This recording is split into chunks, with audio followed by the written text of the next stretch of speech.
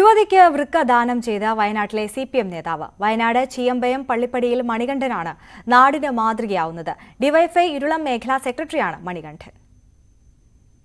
പുൽപ്പള്ളി ചീയമ്പത്തിന് സമീപമാണ് മണികണ്ഠന്റെ വീട്. 10 വർഷം മുമ്പ് നടന്ന അവയവദാനം മഹാദാനം എന്ന ഡിവൈഎഫ്ഐ ക്യാമ്പയിനിൽ സജീവമായിരുന്നു മണികണ്ഠൻ. അന്നു തന്നെ അവയവദാനത്തിനുള്ള സമ്മതപത്രവും നൽകിയിരുന്നു. ഒരു വൃക്കദാനം ചെയ്താലും ഒന്നു മതിയല്ലോ ജീവിക്കാനെന്നാണ് മണികണ്ഠന്റെ പക്ഷം. നമ്മളെപ്പോലുള്ള യുവാക്കൾ യുവതികളൊക്കെ ഇതിന് മുന്നിട്ടിറങ്ങണം. അപ്പോഴാണ് ഈ പറഞ്ഞ പോലെ അവയവ മാഫിയ എന്നുള്ളൊരു സംഭവമൊന്നും നിലവിലുണ്ടാവില്ല. കാരണം കൊടുക്കാൻ കഴിയുന്നവരെല്ലാവരും മാക്സിമം ഇതിനെ മുന്നിട്ടിറങ്ങിയിട്ട് ഇതിൻ്റെ കാര്യങ്ങൾ പഠിച്ചിട്ട് ചെയ്താൽ മതി. അപ്പോൾ പലർക്കും പല രീതിയിലുള്ള പ്രശ്നങ്ങളുണ്ടാവും. പക്ഷേ ഒരുപാട് പേർക്ക് ഇത് സന്നദ്ധമായിട്ട് ചെയ്യാൻ പറ്റും. കോഴിക്കോട് പയ്യോളി സ്വദേശിയായ 37-കാരിക്കാണ് മണികണ്ഠൻ വൃക്ക നൽകിയത്. ഫെബ്രുവരി 4-നായിരുന്നു ശസ്ത്രക്രിയ.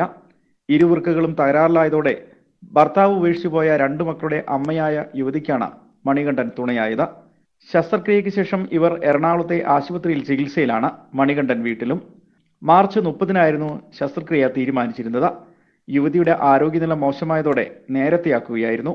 ഇപ്പോഴും 35 വർഷമായിട്ട് ഇത് ഡൊണേറ്റ് ചെയ്ത ആളെ ഞാൻ പരിചയപ്പെട്ടു. പുള്ളി 35 വർഷമായിട്ട് പൂർണ്ണ ആരോഗ്യവാനാണ്, ഒരു കുഴപ്പമില്ല. ഇപ്പം 35 വർഷമായി ഡൊണേറ്റ് ചെയ്തിട്ട്.